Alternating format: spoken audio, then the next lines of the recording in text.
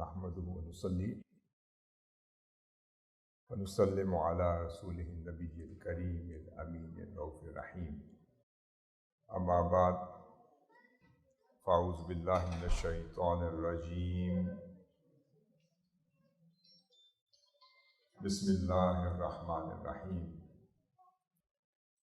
إلا الذين تابوا وأصلحوا وبينوا فأولئك أتوب عليهم وأنا التواب الرحيم. وقال الله تعالى: إن تعذبهم فإنهم عبادك وإن تغفر لهم فإنك أنت العزيز الحكيم.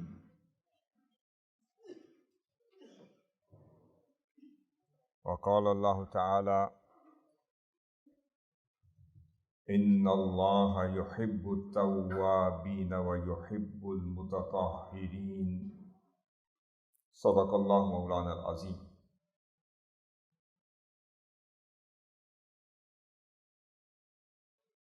اللہ رب العزت کا جتنا بھی شکر ادا کریں وہ کم ہے کہ اس نے ہمیں اپنی زندگی میں ایک بار پھر شب براءت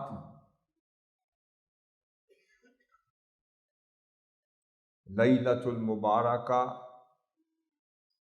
کی اس مبارک گھڑی میں، ان مبارک لمحات میں اپنے حضور پیش ہو کر اپنے گناہوں کو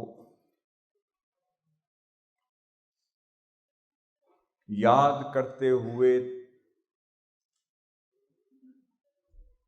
دامن توبہ پھیلانے کی توفیق عطا فرمائی۔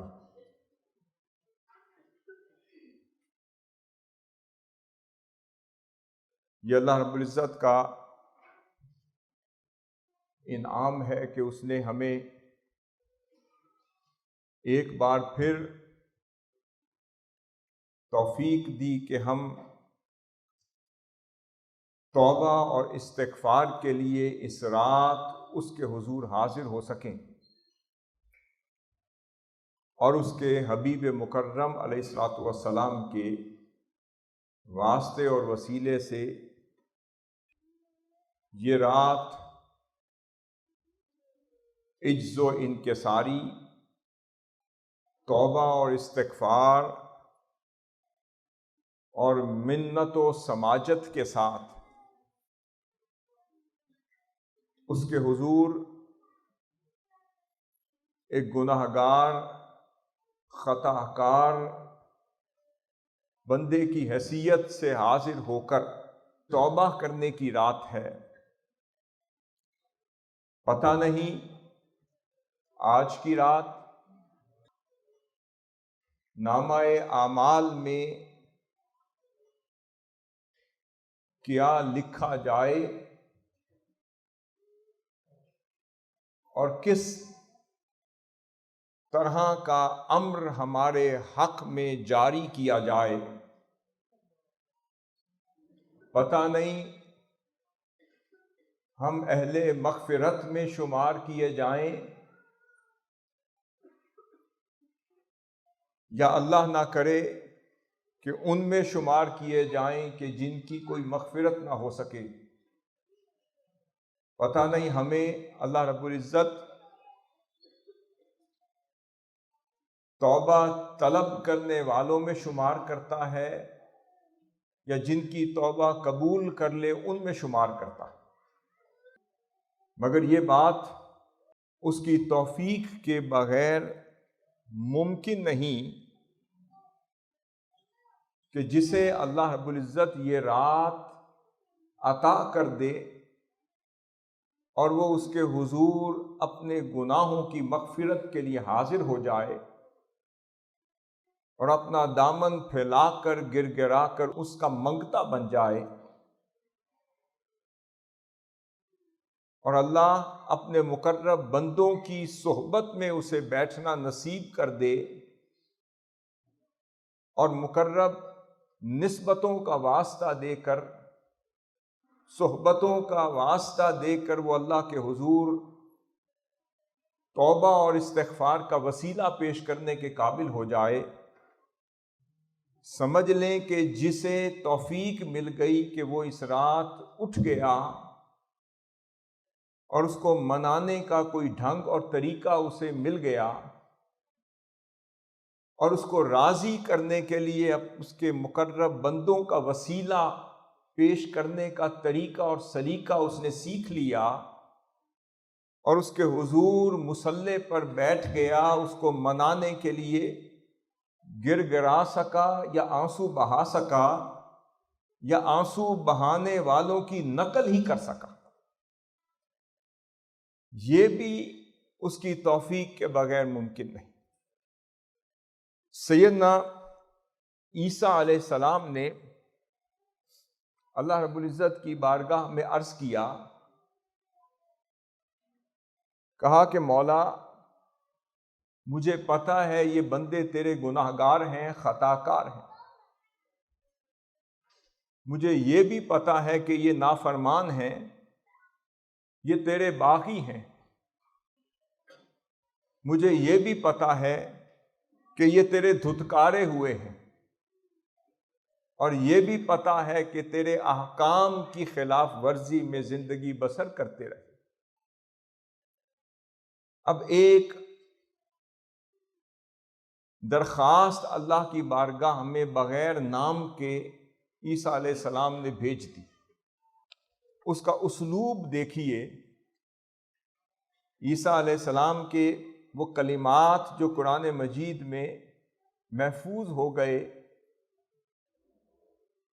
اور آقا علیہ الصلوۃ والسلام کی زبان اقدس سے اپنے بھائی عیسیٰ علیہ السلام کے کلمات ادا ہو رہے ہیں۔ اب مانگنے کا بھی ایک اسلوب ہے، یہ وہ ہستیاں ہیں جو اسلوب سکھانے کے لیے ہی تو امت میں آتی رہی۔ رب تو بڑا کریم ہے، بڑا لطیف ہے، وہ تو اس رات آسمان دنیا پہ آ کر خود اپنی شان کے مطابق جلوہ افروز ہو کر فرماتا ہے کہ کوئی ہے جو مجھ سے مانگ لے میں عطا کر دوں، کوئی ہے جو مجھ سے مغفرت مانگ لے میں اسے معاف کر دوں، اپنے گناہوں کی توبہ کر لے میں معاف کر لوں۔ پھر صبح طلوع فجر تک وہ پکارتا رہتا ہے، کوئی ہے جو نادم ہو کر میرے حضور آ جائے میں اسے معاف کر دوں۔ اب سیدنا عیسیٰ علیہ السلام کے الفاظ سے آغاز کر رہے ہیں، وہ ادب توبہ، ادب مغفرت کا طریقہ سکھا رہے ہیں۔ مولا تیری مرضی ہے، یہ تو مان گیا کہ وہ خطا کار ہیں، اگر خطا کار نہ ہوتے تو پھر توبہ کیوں مانگ رہے ہوتے؟ ان تعذبہم فانہم عبادک، مولا اگر تو عذاب دینا چاہے تیری مرضی، مگر وہ تیرے بندے ہیں۔ وَإِن تَغْفِرْ لَهُمْ، مولا اگر تو ان کی مغفرت فرمانا چاہے تیری مرضی، فَإِنَّكَ أَنْتَ الْعَزِيزُ الْحَكِيمُ، تو بے شک بڑی غالب حکمت والا۔ اب اسلوب دیکھیں، یہ نہیں فرمایا کہ مولا میں تیرا نبی ہوں بس تو انہیں معاف کر دے، پتہ ہے کہ ان کا گناہ اتنا بڑا ہے کہ پتہ نہیں معاف بھی ہو سکے یا نہیں۔ فرمایا مولا جو بھی ہے، گناہ گار ہیں، خطا کار ہیں، سیاکار ہیں، تیرے بندے ہیں، اگر تو عذاب دے دے تیری مرضی تیری منشا تو تب بھی تو تیرے بندے ہی ہیں، اور اگر تو ان کی مغفرت فرمانا چاہے تو تو بڑی غالب حکمت والا ہے۔ پھر فرمایا اِلَّا الَّذِينَ تَابُوا، مگر جو لوگ توبہ کر لیں، وَأَصْلَحُوا، خالی توبہ کافی نہیں ہوتی، توبہ اس کی قبول ہوتی ہے جو اصلاح کا ارادہ کر لے۔ توبہ کے کئی معانی میں سے ایک معنی رجوع کرنا ہے، کہ وہی اللہ رب العزت اسی کو رجوع کی توفیق دیتا ہے جو واپس گناہوں کی وادی میں نہ لوٹنے کا ارادہ کرتا۔ وَأَصْلَحُوا، پھر اپنی اصلاح کر لیں، فَبَيَّنُوا، اور پھر اس حق کو ظاہر بھی کر دیں۔ پھر فرمایا فَأُولَٰئِکَ، یہ وہی لوگ ہیں، أَتُوبُ عَلَيْهِمْ وَأَنَا التَّوَّابُ الرَّحِيمُ، یہ وہی لوگ ہیں کہ جنہیں میں معاف کر دوں گا۔ یہ اللہ رب العزت نے فرمایا جو لوگ سچی توبۃ نصوحہ، سچی توبہ کر کے میرے در پہ آ جائیں اور پھر اپنی اصلاح کے رستے پر گامزن بھی ہو جائیں، گناہوں کی طرف نہ لوٹنے کا عزم مصمم بھی کر لیں، پھر عبادت گزاری سے، ریاضت سے، پھر تقوی سے، پھر طہارت سے، پھر نیکی سے، پھر گناہوں سے دور رہتے رہتے ثابت بھی کر دیں کہ ان کی توبہ سچی تھی۔ فَأُولَٰئِکَ أَتُوبُ عَلَيْهِمْ وَأَنَا التَّوَّابُ الرَّحِيمُ، پھر وہی لوگ ہیں جنہیں میں معاف بھی کرتا، ان کی توبہ بھی قبول کرتا۔ پھر فرمایا وَأَنَا التَّوَّابُ الرَّحِيمُ، اور پھر میرے سوا بھلا توبہ قبول کرنے والا اور کون مہربان ہو سکتا۔ یہاں اللہ رب العزت نے داؤد علیہ السلام سے وحی کی، فرمایا کہ اے میرے داؤد، اسے امام کشیری اپنے الرسالہ میں نقل کرتے ہیں، فرمایا لو یعلم المدبرون عنی کیف انتظاری لہم، فرمایا اے داؤد علیہ السلام، وہ میرے بندے جو مجھ سے اپنا منہ پھیر لیتے ہیں، وہ بندے جو مجھ سے اپنا منہ پھیر لیتے ہیں، اگر وہ جان لیں کہ میں ان کے واپس لوٹ جانے کا کیسے انتظار کر رہا ہوتا، وَرِفْقِي بِهِمْ، کہ میں کیسے ان کے لیے مہربان کھڑا ہوا ہوتا ہوں، وَشَوْقِي إِلَىٰ تَرْكِ مَعَاصِيهِمْ، اور ان کا گناہوں کی زندگی سے واپس لوٹ آنے کو میں کتنا پسند کرتا ہوں، لَمَاتُوا شَوْقًا إِلَيَّ، وہ تو منہ پھیر لیتے ہیں مگر میں تو کہہ رہا ہوتا ہوں اے بندے تو نے منہ پھیر لیا، میں نے تو نہیں پھیرا، تیرے صبر کا دامن ختم ہو گیا، تو نے میرے رستے سے اپنا چہرہ پھیر لیا، مگر دیکھ تو صحیح میں آج بھی تجھے ہی دیکھ رہا، تیرے انتظار میں کھڑا ہوں، اپنے ملائکہ کو بار بار بھیجتا ہوں کہ جاؤ ان مجالس ذکر میں جا کر دیکھو کہ کہیں وہ بندہ تو نہیں آ گیا جسے میں نے معاف کرنا، اور پھر مجھے کتنا انتظار رہتا ہے ان گناہ گاروں کا کہ وہ گناہوں سے بھری ہوئی زندگیوں کو ترک کر کے جب میرے در پر واپس آ کر مجھے منا لیتے ہیں تو مجھے ان کا منانا کتنا اچھا لگتا ہے۔ میں اے داؤد انہیں بتا دو میری عزت کی قسم، اگر وہ جان لیں کہ مجھے ان کا کتنا انتظار رہتا ہے، لَمَاتُوا شَوْقًا إِلَيَّ، تو میرے اس شوق میں وہ ویسے ہی مر جائیں۔ پھر فرمایا وَانْقَطَعَتْ أَوْصَالُهُمْ مِنْ مَحَبَّتِي، اگر انہیں پتہ چل جائے کہ مجھے اپنے بندوں کا گناہوں کی وادی کو چھوڑ کر میری وادی میں واپس آنا کتنا اچھا لگتا ہے، تو وہ میرے شوق میں مر جائیں اور ان کے جسم کے جوڑ میری محبت میں منقطع ہو جائیں، اور ایک ایک جوڑ مجھے مناتا رہے، مجھے یاد کرتا رہے، میری محبت میں فنا ہوتا رہے۔ پھر فرمایا یا داؤد، اے داؤد، یہ تو حال ہے ان کا جو میری طرف سے رخ پھیر لیتے ہیں اور میں ان کے واپس آنے کے لیے منتظر رہتا ہوں۔ فَكَيْفَ إِرَادَتِي فِي مُقْبِلِينَ إِلَيَّ، تو اے داؤد ذرا غور تو کر، جو مجھ سے چہرہ پھیر لیں میں ان کے لیے اتنا منتظر رہتا ہوں، اور جو مجھ سے چہرہ ہی نہ ہٹائیں تو ان کی محبت کا عالم کیا ہو۔ یہ تو وہ ہیں جو گناہ کر کے پھر گناہ پہ گناہ کرتے چلے جاتے ہیں۔ میں ہر سال ان کو لیلۃ مبارکہ کی شکل میں مہلت دیتا ہوں، اور پھر شب براءت کی شکل میں آسمان دنیا پر خود براجمان ہو کر اپنی شان کے مطابق آ کر خود پکارتا ہوں۔ کہتا ہوں کوئی ہے جو مجھے پکار لے، میں جواب دینے کو تیار ہوں۔ کوئی ہے جو مجھ سے مانگ لے، میں عطا کرنے کو تیار ہوں۔ کوئی ہے جو توبہ کر لے، میں اس کو قبول کرنے کو تیار ہوں۔ فرمایا اگر وہ لوگ جنہوں نے جب سے پیدا ہوئے کبھی رخ مجھ سے پھیرا ہی نہیں، تو ان کا شوق الہی میں عالم کیا ہو۔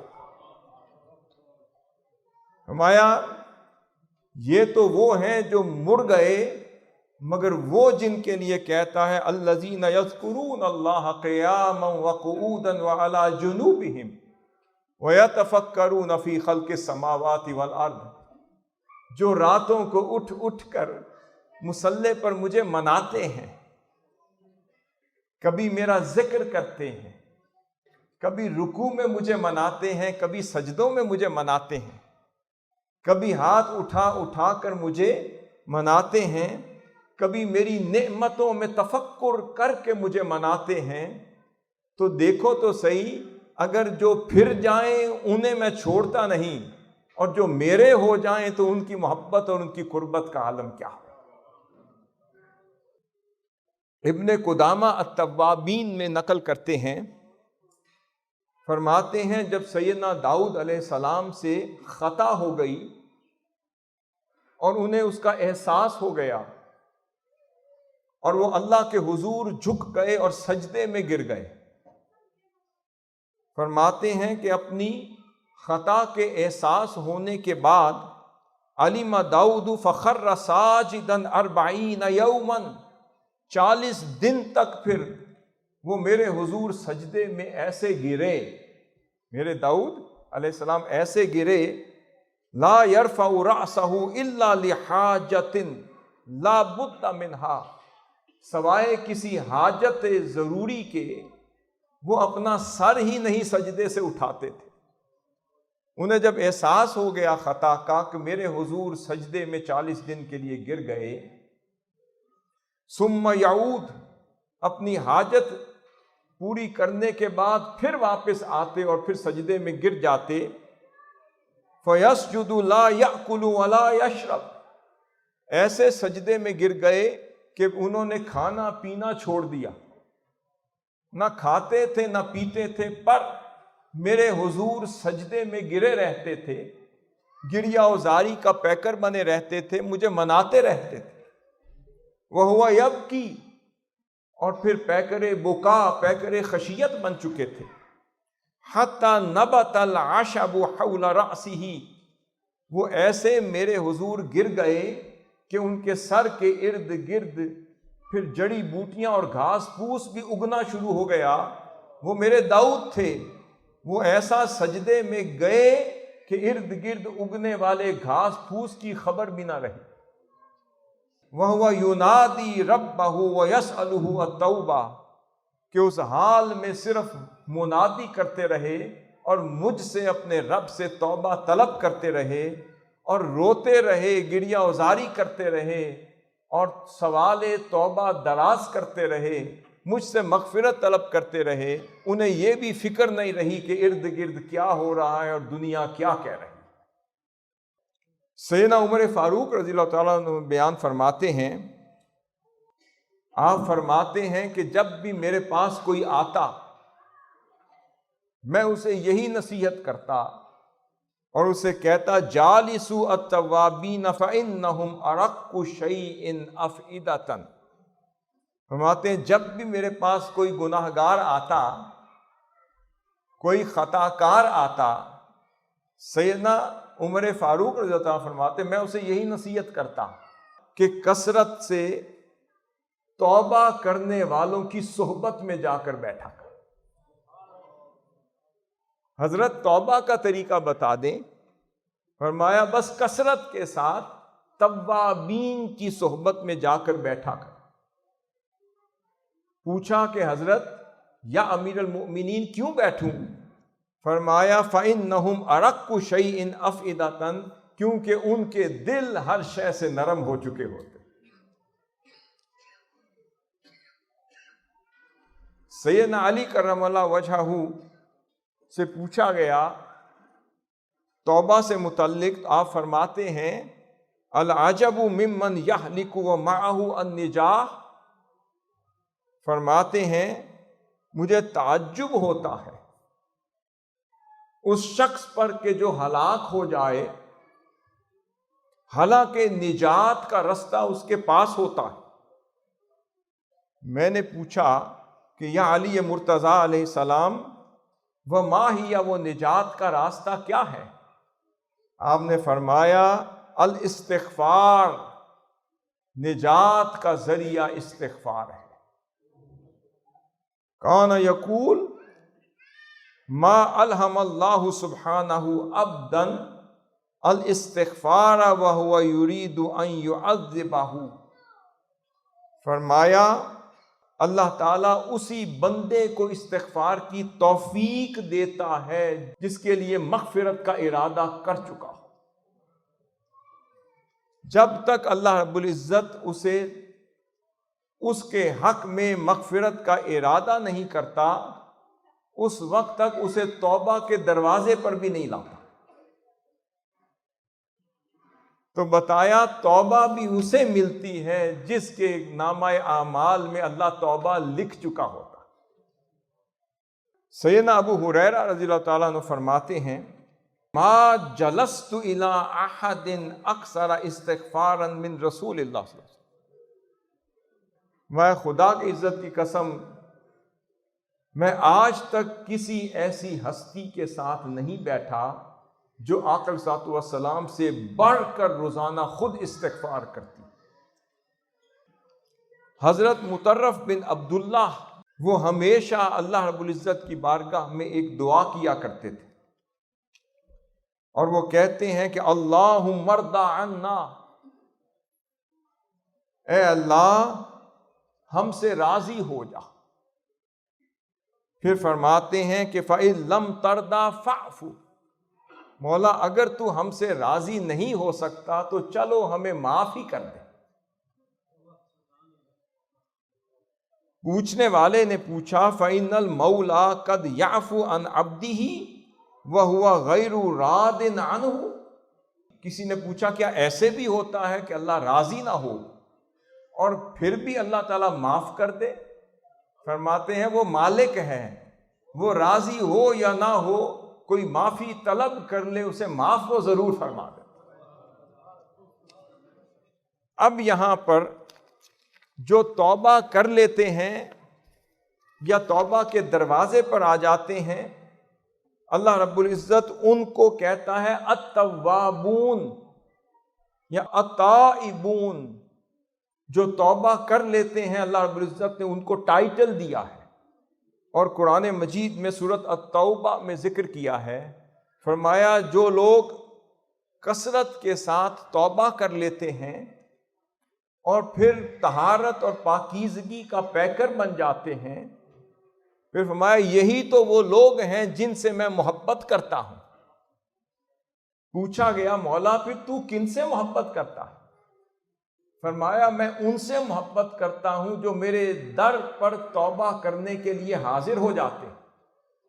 جب توبہ کر لیتے ہیں تو پھر ساری زندگی اس توبہ کو قائم رکھنے میں گزار دیتے۔ پھر پاک اور صاف اور طاہر اور مطہر رہنے میں گزار دیتے ہیں۔ مولا انہیں تو ٹائٹل کیا دیتا ہے؟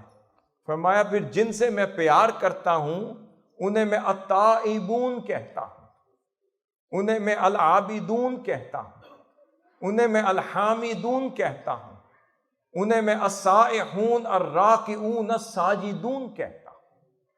فرمایا سب سے پہلے جو توبہ کر لیں پھر میں انہیں عبادت گزاروں کی لسٹ میں شامل کر لیتا ہوں، جنہیں میں تائبون میں شمار کر لیتا ہوں، پھر ان کا شمار میں عابدون میں عبادت گزاروں میں شمار کر دیتا ہوں، پھر جن کا شمار میں عبادت گزاروں میں کر لیتا ہوں پھر انہیں میں الحامدون انہیں حمد و ثنا کرنے والوں میں شمار کر دیتا ہوں، پھر جنہیں میں اپنی حمد بیان کرنے والوں میں شمار کرتا ہوں انہیں سائحون کر دیتا ہوں، انہیں روزہ داروں میں شامل کر دیتا ہوں، جنہیں میں روزہ داروں میں شامل کر دیتا ہوں انہیں الراکعون الساجدون انہیں ہی تو میں رکوع کرنے والے اور سجدہ کرنے والوں میں شمار کر دیتا ہوں۔ پھر فرما العامرون بالمعروف والناہون عن المنکر پھر انہیں میں نیکی کا حکم دینے والوں میں شامل کر دیتا ہوں اور نہیں سے بچانے والوں میں شامل کر دیتا ہوں۔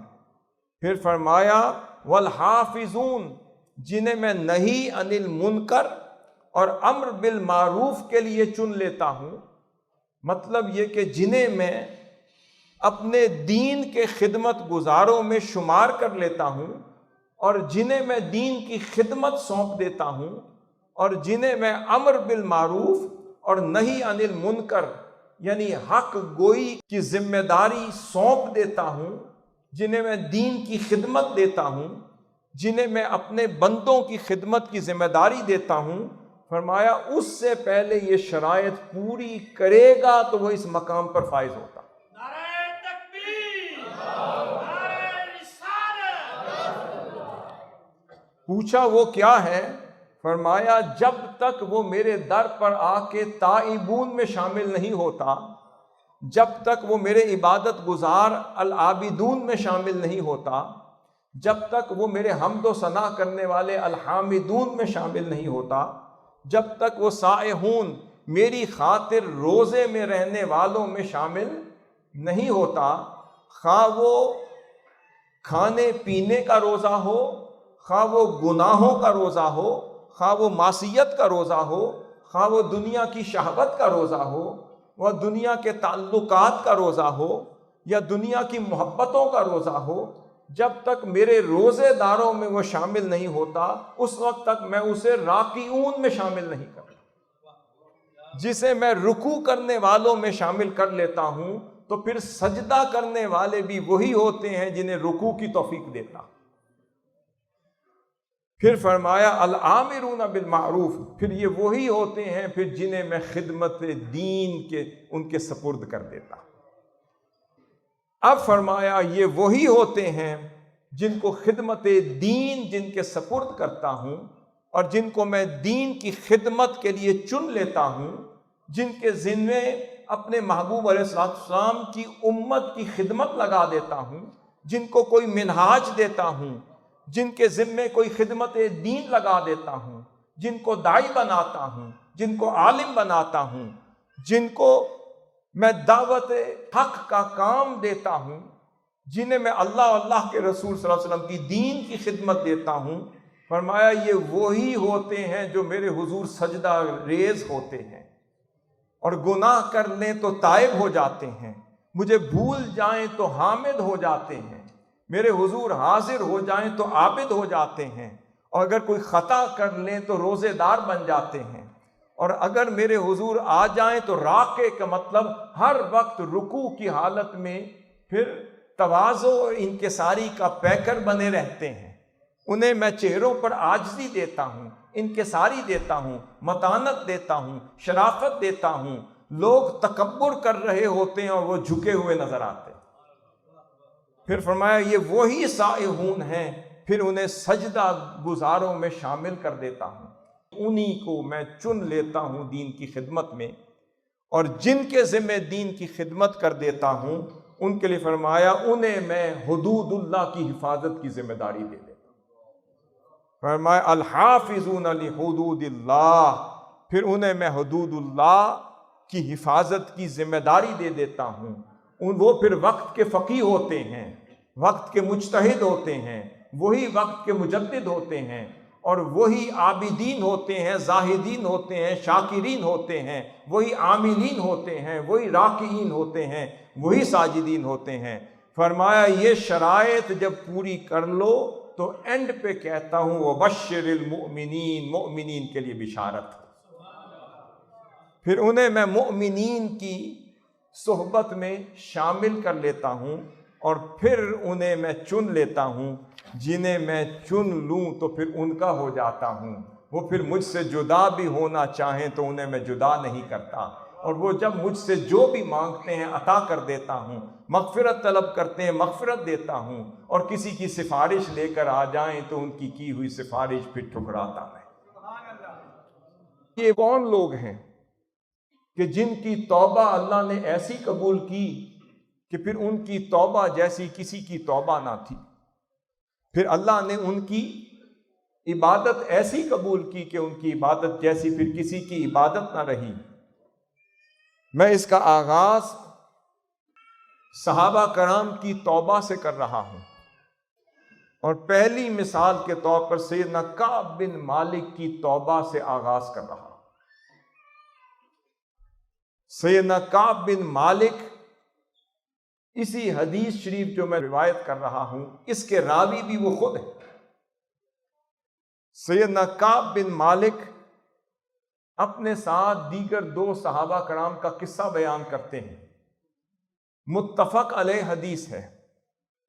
آپ فرماتے ہیں جس کا ذکر سورۃ توبہ میں آیا، اور اللہ رب العزت نے جن کی توبہ کے لیے آیت نازل کی، اب ان کی توبہ سے ہی ہم واقعات توبہ کا آغاز کر رہے ہیں۔ حضرت کعب بن مالک فرماتے ہیں کہ یہ غزوہ تبوک کا موقع ہے کہ جب آقا علیہ الصلوۃ والسلام غزوہ تبوک کے لیے روانہ ہو گئے، اس وقت مسلمان طرح طرح کی مشکلات کا سامنا کر رہے تھے۔ سخت گرمی کے دن تھے، شدید موسم تھا، راستہ بھی بڑا دشوار گزار تھا، بڑا کٹھن تھا۔ صحابہ کرام کا عالم یہ تھا کہ ایک کھجور کھاتے تھے اور پوری رات اسی پہ گزارتے تھے۔ پھر فرماتے ہیں ایک اونٹ پر ایک صحابی باری باری سوار ہوتا تھا، دن کو ایک صحابی سوار ہوتا تھا اور رات کو دوسرا سوار ہوتا تھا۔ پیاس کا یہ عالم تھا کہ جب پیاس ستاتی تھی، پانی نہیں ہوتا تھا، پھر اپنے اونٹوں کو ذبح کر کے ان کے پیٹ سے پانی نکال نکال کر پی رہے تھے۔ فرماتے ہیں یہ میں ان ایام کی بات کر رہا ہوں کہ حالات کی سنگینی کا عالم یہ تھا کہ بعض مخلص صحابہ کرام پر ایسا وقت بھی آیا کہ وہ لڑکھڑا گئے، متذبذب ہو گئے، مگر اللہ رب العزت نے ان کے قدموں کو ثابت رکھا اور انہیں توفیق دی کہ آقا صلی اللہ علیہ وسلم کی آواز پر لبیک کہتے ہوئے اپنی جان کی پرواہ کیے بغیر حضور کے پیچھے چلے گئے۔ حضرت کعب بن مالک کہتے ہیں کہ میں نے بھی جانا تو تھا، عازم سفر تو تھا، ارادہ تو کیا، مگر میں نے سوچا کہ ایک ضروری کام پڑ گیا ہے، میں اس کو نپٹا لوں تو پیچھے جا کے انہیں جوائن کر لوں گا، لشکر اسلام میں شامل ہو جاؤں گا۔ آپ فرماتے ہیں ادھر شیطان کا حملہ ہو گیا اور مجھ پر سستی اور کاہلی غالب آ گئی۔ پھر میں نے کہا چلو کعب بن مالک آج نہیں تو کل جاؤں گا۔ کل کوشش کی، پھر کام ختم نہ ہو سکا، نہ جا سکا۔ پھر کہتے ہیں میں نے کہا چلو تیسرے دن جاؤں گا، پھر کوشش کی، کام نہ نپٹا سکا، اور پھر نہ جا سکا تو چلتے چلتے میں نے سوچا کہ اب تو دن ختم ہو گئے، اب تو لگتا ہے کہ حضور صلی اللہ علیہ وسلم واپس آنے والے ہیں، تو شیطان کا ایسا غلبہ ہوا، سستی اور کاہلی مجھ پر غالب ہو گئی کہ میں نے ارادہ جانے کا ترک کر دیا۔ پھر فرماتے ہیں کہ جب میں بازار میں جاتا یا مجھے منافقین نظر آتے یا مجھے بزرگ نظر آتے یا معذور نظر آتے، ان کے علاوہ مجھے بازار میں کوئی نظر نہ آتا، میں سمجھ گیا کہ سارے عشاق تو حضور کو چھوڑ کر رہ نہیں سکتے تھے، سب کے سب چلے گئے۔ فرماتے ہیں اتنے میں میری حرمہ نصیبی دیکھیں کہ ایک بار خیال آیا کہ چلو تاخیر سے ہی صحیح میں چلا تو جاؤں، آقا صلی اللہ علیہ وسلم کے لشکر میں شامل تو ہو جاؤں گا، میرا شمار ان صحابہ کرام کے اس لشکر میں تو ہو جائے گا جو غزوہ تبوک میں حضور کی صحبت میں لڑ رہا ہے۔ فرماتے ہیں ابھی میں نے سوچا ہی تھا کہ اچانک پتہ چلا کہ آقا صلی اللہ علیہ وسلم تو اپنے لشکر کے ساتھ واپس تشریف لا رہے ہیں۔ پھر میں نے کہا کہ چلو کعب اب کیا جانا، اب آقا صلی اللہ علیہ وسلم ہی واپس تشریف لا رہے ہیں۔ پھر میں سوچتا رہا کہ اب میں حضور کے سامنے کیا عذر پیش کروں۔ منافقین اپنی تیاریاں کر رہے تھے، یہ مجھے پتا تھا کہ جب آقا صلی اللہ علیہ وسلم تشریف لائیں گے تو آپ کی سنت یہ تھی کہ جب بھی غزوہ سے واپس تشریف لاتے تو مسجد نبوی میں آ کر 2 نفل ادا کرتے اور پھر سیدہ خاتون جنت کے در دولت میں قدم رنجا فرماتے اور پھر اپنی ازواج مطہرات کے حجروں کو زینت بخشتے کہ اے کعب ایک تو غلطی تجھ سے ہو گئی کہ حضور کے حکم کی تعمیل میں نہ جا سکا، اب جھوٹ بول کر جہنم کے دروازے نہ کھول۔ میں نے ارادہ کیا پھر ترک کر دیا، پھر میں نے ہمت کی، میں نے کہا کعب اب حضور آئیں گے انشاءاللہ تعالی میں سچ سچ سارا قصہ حضور کو بتا دوں۔ فرماتے ہیں اتنے میں آقا صلی اللہ علیہ وسلم مسجد نبوی میں تشریف فرما ہوئے تو ادھر منافقین نے آنا شروع کر دیا اور آقا صلی اللہ علیہ وسلم کی بارگاہ میں آ کر اپنا بہانہ پیش کرنے لگے۔ منافقین اپنا بہانہ پیش کرنے لگے اور آقا صلی اللہ علیہ وسلم نے جانتے ہوئے بھی ان کے باطن کو آقا صلی اللہ علیہ وسلم نے اللہ کو تفویض کر دیا۔ مولا یہ منافق ہیں، ان کا جو بھی باطن ہے تیرے سپرد کرتا ہوں، بلکہ سپرد کرتے ہوئے فرمایا تمہارا عذر قبول کرتا ہوں مگر تمہارا جو بھی باطن ہے وہ اللہ کے سپرد۔ اتنے میں حضرت کعب بن مالک کہتے ہیں جب میری باری آئی میں نے ارادہ تو کیا تھا، میں آقا صلی اللہ علیہ وسلم کی بارگاہ میں آیا، میں نے سچ سچ سارا قصہ سنا۔ جیسے ہی قصہ سنایا حضور فرماتے ہیں اما ھذا فقد صدق فقم حتی یقضی اللہ فیک، فرمایا یہ جو ہے اس کا معاملہ سچا ہے، اے کعب تو نے سچ بولا، تیرا معاملہ خدا کے سپرد ہے، جب تک خدا فیصلہ نہیں کرتا محمد مصطفیٰ فیصلہ نہیں کر سکتا۔ حضرت کعب بن مالک کہتے ہیں جب میں باہر نکلا مجھے چند لوگوں نے کہا کہ بھائی کعب تم بھی بہانہ کر لیتے تو تیری بھی بخشش ہو جاتی۔ اس نے کہا نہیں، غلطی ضرور کی ہے مگر حضور کی بارگاہ میں کعب جھوٹ نہیں بول سکتا، کوتاہی ضرور ہوئی ہے، کاہلی ضرور ہوئی ہے، مگر کعب بن مالک چہرہ مصطفیٰ کے سامنے بیٹھ کر جھوٹ نہیں بول سکتا۔ پھر اس کے بعد کہتے ہیں اتنے میں امر آ گیا اور آقا صلی اللہ علیہ وسلم نے حکم دیا کہ لوگوں کے ساتھ بات چیت بند کر دی اور فرمایا کہ کعب بن مالک سے بات چیت کا بائیکاٹ کر دیا گیا۔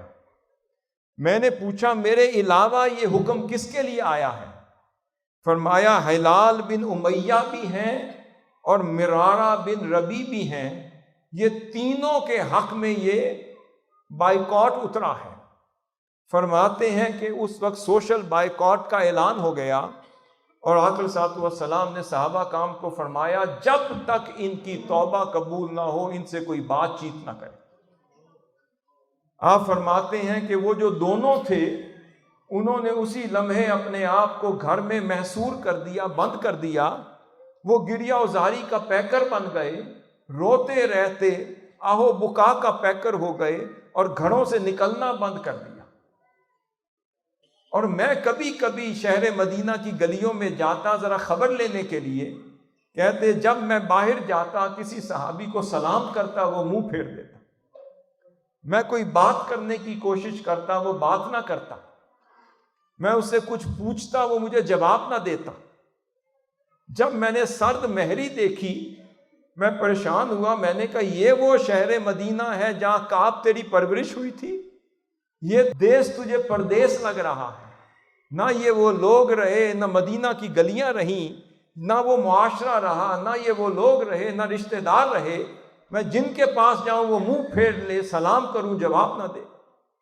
فرماتے ہیں میں اس حال میں حضرت ابو قتادہ جو میرے دوست تھے جن سے مجھے بڑی محبت تھی، میں ان کے پاس چلا گیا، جب ان کو سلام کیا جواب نہ دیا، میں نے ان سے بات کی مجھے جواب نہ دیا، میں نے کہا ابو قتادہ آپ کو پتہ ہے میں اللہ اور اس کے رسول صلی اللہ علیہ وسلم سے بڑی محبت کرتا ہوں، آپ خاموش رہے۔ میں نے پھر کہا خاموش رہے، پھر کہا خاموش رہے، تیسری دفعہ جب چوتھی دفعہ کہا کہتے ہیں اللہ اور اس کے رسول بہتر جانتا۔ پھر اس کے بعد 40 دن گزر گئے، کہتے ہیں کہ میں شہر مدینہ کی گلی میں نکلا تو دیکھتا ہوں کہ شاہ غسان کا ایلچی میرا انتظار کر رہا۔ میں اس کے پاس گیا تو اس نے مجھے شاہ غسان کا خط تھما دیا اور اس میں لکھا ہوا تھا کہ اے کعب بن مالک مجھے پتا چلا ہے کہ تیرے نبی نے تیرے ساتھ جفا کر دی، مجھے پتا چلا ہے کہ تیرے نبی نے تیرے ساتھ بات چیت بند کر دی اور تیرے ساتھ ناروا سلوک رکھا جا رہا ہے۔ اے کعب میں تجھے دعوت دیتا ہوں میرے پاس آ جا، میں تجھے شایان شان استقبال بھی کروں گا، مقام بھی دوں گا۔ آپ فرماتے ہیں کہ پہلے تو تیر نہیں لگا مگر شاہ غسان کا یہ لیٹر سن کر جو میں نے پھاڑ تو دیا مگر تیر کی طرح میرے دل کو لگ گیا۔ میں نے کہا اے شاہ غسان تو نے کعب بن مالک کے ایمان کو اتنا سستا جانا کہ اگر تھوڑی دیر کے لیے میرے مصطفیٰ صلی اللہ علیہ وسلم نے منہ جو پھیر لیا میں اپنا ایمان بیچ دوں؟ فرمایا کٹ تو جاؤں گا، مر تو جاؤں گا، ساری زندگی وہ مجھے معاف نہ کریں قبول ہے، حضور کے لیے میں اپنے ایمان کا سودا نہیں کر سکتا۔ اے شاہ غسان کا خط پھاڑ کر کہتا ہے اے ایلچی اسے بتا دے اس سے بہتر میرے پاس تیرا جواب نہیں، مگر میں رو پڑا۔ میں نے کہا اے شیطان اتنا بڑا غلبہ ہو گیا، اتنی بڑی کوتاہی ہو گئی کہ آج دشمن مصطفیٰ بھی سمجھ رہا ہے کہ کعب کو خرید لو، اسے کیا پتا حضور ساری زندگی بھی ناراض رہیں تو کعب بن مالک کو کوئی خرید نہیں سکتا۔ آپ فرماتے ہیں 40 دن گزر گئے، 40 دن کے بعد جب 50ویں دن کا آغاز ہوا آقا صلی اللہ علیہ وسلم نے ایک اور حکم نامہ جاری کر دیا، فرمایا یہ تینوں کی ازواج بھی ان سے لے لی جائیں، اپنے گھروں میں بھیج دی جائیں۔ فرمایا ہمیں اپنی اپنی بیویوں سے بھی الگ کر دیا گیا، رشتہ داروں سے الگ کر دیا گیا، اہل محلہ سے الگ کر دیا گیا، جس سے بات کریں وہ جواب نہ دیں، جس سے پوچھیں وہ ہماری طرف رخ نہ کریں۔ فرماتے ہیں مسجد نبوی کے دروازے تو بند نہ تھے، میں کبھی کبھی حضور کے پیچھے نماز پڑھنے جاتا، میں آقا صلی اللہ علیہ وسلم کی بارگاہ میں سلام پیش کرتا اور پھر دیکھتا رہتا کہ حضور کے لب مبارک میں جنبش آئی ہے یا نہیں۔ جب دیکھتا کہ حضور نے مجھے جواب بھی نہ دیا پھر میں نماز پڑھتا۔ کہتے ہیں خدا کی عزت کی قسم جب میں نماز پڑھ رہا ہوتا تو حضور چہرہ پھیر کر مجھے تک رہے ہوتے، اور جب میں سلام پھیرتا تو حضور اپنا چہرہ پھر پھیر لیتے۔ مجھے سمجھ آ گئی کہ حضور بھی کرم تو فرما رہے ہیں مگر حکم آیا ہے وہاں سے۔ 50 دن جب گزر گئے فرماتے ہیں خدا کی عزت کی قسم حمزہ الاسلمی اچانک خوشخبری لے کر آئے کہتے ہیں اے کعب تجھے خوشخبری ہو کہ حضور نے فرمایا ہے خدا نے تیری توبہ قبول کر لی، خدا نے تیری توبہ قبول کر لی، اور فرمایا جب سے تیری ماں نے تجھے جنا ہے اس جیسا دن آج تک تیرا آیا ہی نہیں۔ اسی طرح موسیٰ بن محمد بن سلیمان ہاشمی اموی شہزادہ تھا۔ علامہ ابن قدامہ اپنی کتاب التوابین میں یہ قصہ نقل کرتے ہیں۔ وہ فرماتے ہیں اموی شہزادے کا عالم یہ تھا کہ وہ عیاش تھا، تماش بین تھا، اور آخرت سے بے فکر تھا، اور سالانہ اربوں روپے کی آمدنی اپنے غلاموں میں لٹا دیتا، اپنی لونڈیوں میں خرچ کر دیتا، کھیل اور تماشے اور بدکاریوں میں خرچ کر دیتا، اللہ سے بھی دور تھا اور خوف قیامت سے بھی دور تھا۔ ابن قدامہ فرماتے ہیں کہ وہی شہزادہ ایک روز شراب کے نشے میں دھت حسب معمول اپنی لونڈیوں کے ہمراہ گانے بجانے اور رقص و سرور کی محفلوں میں موجود تھا۔ اچانک سنتا ہے کہ صحرا میں ہے ایک دردناک، ایک سوز گداز اور ایک سوز اور ساز والی اور دل میں اترنے والی آواز سنائی دے رہی۔ اس نے اپنے غلام کو بھیجا کہ جاؤ معلوم کر کے آؤ کہ یہ سوز و گداز والی، یہ نغمگی والی اور دل میں اترنے والی آواز کہاں سے آ رہی ہے، اور اس بندے کو میرے پاس لے آؤ۔ وہ غلام گیا اور کہتا ہے کہ وہاں پر قریب ایک مسجد تھی، اور اس مسجد کے پاس ایک لاغر نوجوان خشیت الہی میں سوختہ تڑپ تڑپ پر اپنی مناجات خدا کے حضور پیش کر رہا۔ اتنے میں وہ اموی شہزادہ اس کے پاس پہنچ گیا۔ شہزادے نے کہا کہ اے نوجوان، یہ جو نغمہ لاہوتی تو پڑھ رہا ہے مجھے بھی سنا، یہ کیا ہے؟ اس وقت اس لاغر غلام نے اللہ کا کلام سنانا شروع کر دیا، اور وہ اس وقت پڑھ رہا تھا اعوذ باللہ من الشیطان الرجیم، ان الابرار لفی نعیم، کہتا ہے بے شک نیکوکار نعمتوں والی جنت میں ہوں گے، علی الارائک ینظرون، اور اپنے صوفوں پر بیٹھے نظارہ کر رہے ہوں گے، فی وجوہہم نضرۃ النعیم، پھر فرمایا کہ ان کے چہروں پر شگفتگی ہوگی اور نور ہوگا، رونق ہوگی، یسقون من رحیق مختوم، انہیں سر بہ مہر بڑی لذیذ شراب طہور پیش کی جائے گی۔ اب یہ الفاظ ہیں، پھر فرمایا ختامہ مسک فی ذالک فلیتنافس المتنافسون ومزاجہ من تسنیم عینا یشرب بہا المقربون۔ جب یہ لاہوتی کلام سنا، وہ کہہ رہے تھے شراب طہور انہیں پلائی جا رہی ہوگی، اور شراب طہور کی مہر کستوری کی ہوگی، اور یہی وہ شراب جس کے حصول کے لیے شائقین کو جلد کوشش کرنے میں سبقت لے جانے کا حکم ہے، اور فرمایا گیا ہوگا کہ کوئی شراب نعمت کا طالب ہے، کوئی شراب قربت کا طالب ہے، کوئی شراب دیدار کا طالب ہے، اور ہر کوئی اپنی اپنی شراب کے لیے جلدی کرے۔ پھر فرمایا وہ شراب آب تسنیم کی آمیزش کے ساتھ ہوگی۔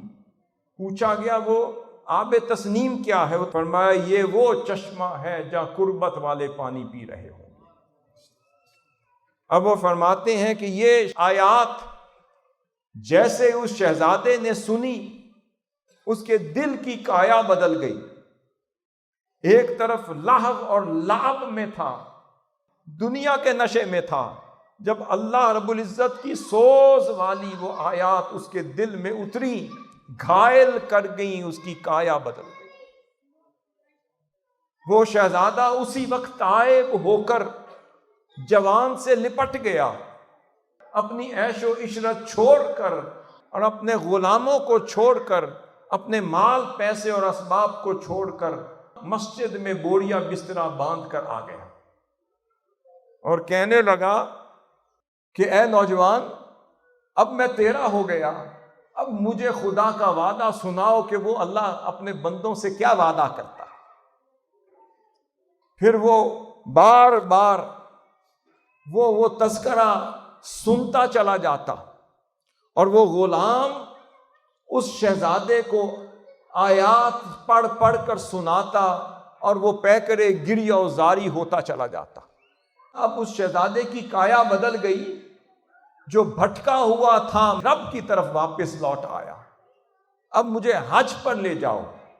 ابن قدامہ فرماتے ہیں کہ وہ حج کے لیے روانہ ہوا، وہاں بھی تڑپتا رہا اور دوران طواف اپنی جان خدا کے حضور پیش کر دی اور اس کی روح پرواز ہو گئی۔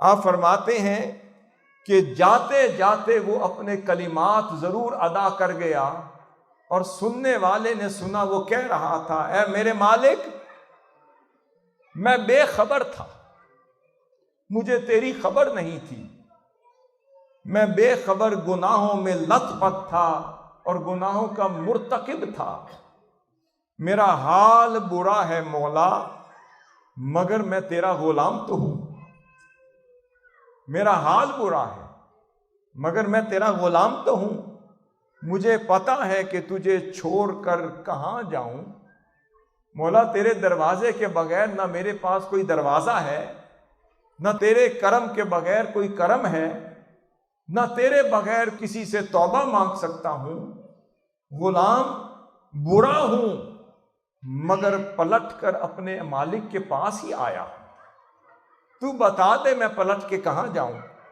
اگر تو مغفرت نہیں فرمائے گا تو کون فرمائے گا، مولا اس کے علاوہ تیرے غلام کی کوئی خواہش نہیں، دنیا چھوڑ کر تیرے در پر آ گیا، اب صرف اتنا چاہتا ہوں کہ تو اپنا بنا لے اور مجھے معاف کر۔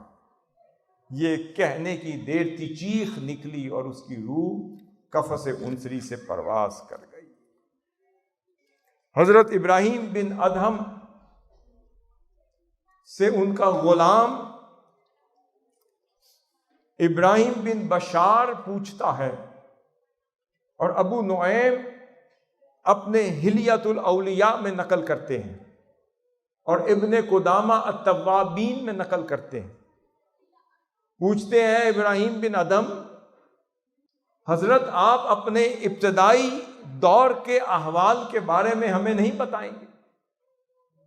آپ نے کہا کہ چھوڑو میرے احوال کو، کیا کرنا، اب کام کی بات کرو۔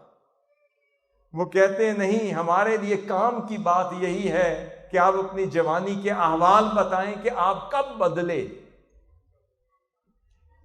آپ خاموش ہو گئے، پھر اس نے دوبارہ اصرار کیا، فرمایا حضور اگر ہم اس لیے احوال معلوم کرنا چاہتے ہیں تاکہ آپ کی جوانی کے احوال سے کچھ سیکھ سکیں، تو کہنے لگے اچھا سنو کہ میرے والد اہل بلخ کے بادشاہ تھے اور خراساں کے بادشاہوں میں ان کا شمار ہوتا تھا، ہمیں شکار کا بڑا شوق تھا، ماتے ایک روز میں شکار کی غرض سے اپنے گھوڑے پر سوار ہوا اور کتا میرے ساتھ تھا، فرماتے اچانک میں نے دیکھا ایک خرگوش جھاڑی کی طرف دوڑا، میں اس کا شکار کرنے کے لیے میں نے گھوڑی کو ایڑی ماری، جیسے ہی ایڑی ماری تو پیچھے سے مجھے ایک بلند آواز آئی اور وہ آواز یہ تھی، ما لذا خلقتا ولا بذا امرتا، کہ اے ابراہیم تجھے اس کام کے لیے نہیں پیدا کیا گیا اور نہ ہی تجھے یہ حکم دیا گیا جو تو کر رہا ہے۔ میں نے سمجھا کہ شیطان کا حملہ ہے، میں نے کہا کہ ابلیس پر لعنت ہو، پھر میں نے شکار دیکھا، ایڑی ماری، پھر گھوڑے کو حکم دیا کہ چل، مگر پھر مجھے اپنے گھوڑے کی زین کی طرف سے آواز آئی اور آواز یہ تھی کہ اے ابراہیم تجھے اس کام کے لیے نہیں پیدا کیا گیا اور نہ ہی تجھے یہ حکم دیا گیا میں نے پھر ایڑی ماری اور پھر اونچی آواز سے آواز آئی کہ ابراہیم تجھے اس کام کے لیے نہیں پیدا کیا گیا اور نہ ہی تجھے یہ حکم ہوا ہے۔ یہ کہہ کر میں رک گیا۔ میں کہتا ہوں مولا اب سمجھ گیا جس کام کے لیے ابراہیم کو پیدا کیا ہے وہ ابراہیم حاضر ہے۔ فرماتے ہیں میں بدل گیا، میں تائب ہو گیا، گھوڑا بھی چھوڑا، زینے بھی چھوڑی، عیش و عشرت بھی چھوڑی۔ میں اسی وقت آ گیا اور اپنے باپ کے چرواہے کا لباس لے لیا، اپنا لباس اس کو دے دیا، اس کا لباس پہن لیا اور ایک چادر اور ایک جبہ لے کر صلحاء کی مجلس میں جانے کے لیے عراق کی طرف روانہ ہو گیا۔ اب یہ حضرت ابراہیم بن ادھم تھے کہ جو پھر سید الاولیاء ہو گئے، سید العرفاء ہو گئے، اللہ کے مقرب دوستوں میں جن کا شمار ہونے لگا۔ اب آگے سنیے، ان کا مقام تو یہ تھا کہ خود تو توبہ کی اور اللہ رب العزت نے انہیں مقربین میں شامل کر دیا، مگر جس نے ابراہیم بن ادھم کے ہاتھ کا بوسہ لے لیا اس کا عالم کیا تھا۔ آگے ایک اور قصہ سنانے لگا ہوں۔ اسرار الاولیاء میں حضرت فرید الدین مسعود گنج شکر رحمت اللہ علیہ فرماتے ہیں کہ ایک روز ایک نوجوان شراب میں مست اور مدہوش گلی سے گزر رہا تھا۔ اچانک دیکھتا ہے کہ سامنے سے ابراہیم بن ادھم آ رہے۔ اس کے حیا کا عالم دیکھیں کہ وہ بڑا پشیمان ہوا، دائیں بائیں دیکھا کہ کسی گلی سے نکل جاؤں، میرا آمنا سامنا نہ ہو کہ اللہ کا ولی آ رہا۔ جب اس کے پاس کوئی سبب نہ تھا، کوئی اور راستہ نہ ملا، تو اس نوجوان نے تیزی سے ہاتھ ڈالا اور جیب سے اپنی ٹوپی نکالی اور سر پہ ڈال دی۔ اتنے میں ابراہیم بن ادھم آگے ہوئے تو آگے بڑھ کر آپ کا دست اقدس پکڑا اور اس کا بوسہ لے لیا، اور بوسہ لے کر آپ کے قدموں پہ گر پڑا۔ اب ابراہیم بن ادھم کے اعلیٰ ظرفی کا عالم دیکھیں کہ آپ نے اسے محسوس نہیں ہونے دیا کہ وہ شراب میں دھت تھا۔ آپ کی لطافت دیکھیں، آپ کا حسن اخلاق دیکھیں، اور یہی اخلاق کریمانہ اولیاء کا نہیں ہوگا تو کس کا ہوگا؟ آپ نے اسے محسوس نہیں ہونے دیا کہ وہ شراب میں دھت تھا۔ آپ نے بڑا کرم فرمایا، گلے سے لگایا، توجہ فرمائی، مسکراتے ہوئے چہرے سے ملے۔ وہ بندہ کہتا ہے لگتا ہے کہ ابراہیم بن ادھم کو پتہ نہیں چلا میں شراب میں دھت تھا۔ وہ چلا گیا، رات آئی، سو گیا، خواب دیکھتا ہے کہ جنتوں میں پھر رہا۔ وہ گناہگار نوجوان جو شراب میں دھت تھا، بس صرف بوسہ دینے کی دیر تھی کہ خواب دیکھتا ہے کہ وہ جنتوں میں چل رہا ہے۔ بڑا حیران ہوا، کہنے لگا اے مولا، میں اس جنت کے لائق تو نہ تھا، میرے اعمال تو اس قابل نہ تھے۔ غیب سے آواز آئی ہے بندے، ابراہیم بن ادھم کی ملاقات سے پہلے تو وہی تھا جو سمجھ رہا۔ ابراہیم بن ادھم کی ملاقات سے پہلے تو وہی تھا جو تو سمجھ رہا ہے۔ وہ جو تو نے میرے ابراہیم کے ہاتھ کو بوسہ دیا تھا وہ اتنا پسند آ گیا، اور جس اخلاص سے دیا تھا اس کی خاطر میں نے تجھے جنتوں میں بھیج دیا۔ حاضرین محترم، خواجہ قطب الدین بختیار کاکی رحمت اللہ علیہ فرماتے ہیں کہ ایک عبادت گزار نوجوان اللہ کے حضور، اس کی عاجزی کا عالم یہ تھا کہ دن کو روزہ رکھتا تھا۔ حضرت خواجہ بختیار کاکی رحمت اللہ فرماتے ہیں ہمارے علاقے میں ایک نوجوان تھا، اس کا عالم یہ تھا کہ دن کو روزہ رکھتا، سارا دن خدا کی عبادت کرتا، پھر گلیوں میں چلتا پھرتا، پھر کام کاج بھی کرتا، پھر خدا کے لیے روتا بھی رہتا، اور جب رات چھا جاتی تو اپنے کمرے میں آتا اور چھت کے ساتھ ایک رسی باندھ کر پٹا بنا کر اپنے گلے میں ڈال دیتا، اور ڈال کر پھر اللہ کے حضور مجرم بن کر اپنے آپ کو پیش کرتا، اور پھر کہتا کہ اے مولا تیرا مجرم تیری بارگاہ میں حاضر ہے۔ جو سلوک تو نے کرنا ہے میں چاہتا ہوں اسی دنیا میں کر لے، کیونکہ میں آخرت میں جواب طلبی کے قابل نہیں ہوں۔ ساری رات وہ سجدے میں رہتا، گریہ زاری کرتا رہتا، آنسو بہاتا رہتا، اور پٹا باندھ کر خدا کے حضور مجرم بن کر کہتا، مولا جو کرنا ہے یہیں کر لے، میں روز قیامت تیرا سامنا نہیں کر سکتا۔ آپ بیان کرتے ہیں وہ ساری زندگی اس کا یہ معمول رہا، اور ہجر و فراق میں، گریہ و زاری میں اس کی کیفیت یہ ہو گئی کہ اتنا کمزور ہو گیا کہ جوانی میں بڑھاپا چھا گیا۔ جب اس کی موت قریب آئی تو اپنی والدہ کے پاس چلا گیا اور اپنی ماں سے کہتا ہے کہ ماں تیری بارگاہ میں 3 درخواستیں کرنا چاہتا ہوں۔ اس نے کہا بیٹے کیا ہے؟ میں وعدہ کر کہ تو یہ میری درخواست قبول کرے گی۔ اب ماں کے پاس کوئی آپشن تو تھی نہیں، کہتی ہے بچہ جو تو چاہتا ہے میں قبول کرتی ہوں، کروں گی۔ وہ کہتا ہے میں خدا کا بڑا گناہگار ہوں، خطا کار ہوں، اس کا حق کے بندگی ادا نہ کر سکا، اس کی عبادت کا حق نہ ادا کر سکا، اور میں اس قابل نہیں کہ روز قیامت روبرو اس کے سامنے کھڑا ہو کر جواب طلبی کے لیے تیار ہو سکے۔ تو اے ماں اس طرح کرنا کہ جب میری روح قفس انصری سے پرواز کر جائے تو مجھے رسی سے باندھ کر اپنے گھر کے چاروں کونوں میں گھمانا اور گھسیٹنا، اور گھسیٹتے ہوئے کہنا جو اللہ کا نافرمان ہو اس کا یہی حال ہوتا، جو اللہ کا نافرمان ہو اس کا یہی حال ہوتا ہے۔ پھر میری ماں دوسری بات یہ ہے کہ جب میرا جنازہ اٹھانا تو رات کے وقت اٹھانا، تاکہ کوئی شخص میرا چہرہ دیکھ کر یہ نہ کہے کہ اللہ کے نافرمانوں کا چہرہ ایسا ہوتا۔ میری ماں جب مجھے دفن کرنے والے دفن کر دیں اور چلے جائیں اور وہ پلٹ کے واپس چلے جائیں تو میری ماں تجھے ریکویسٹ کرتا ہوں تو میری قبر پر کھڑی رہنا، کیونکہ جب فرشتے میرا حساب کتاب لینے آئے تیرے قدموں کی برکت سے شاید عذاب ٹل جائے۔ اب ماں نے وعدہ جو کر لیا، اتنے میں اس کی روح پرواز کر گئی۔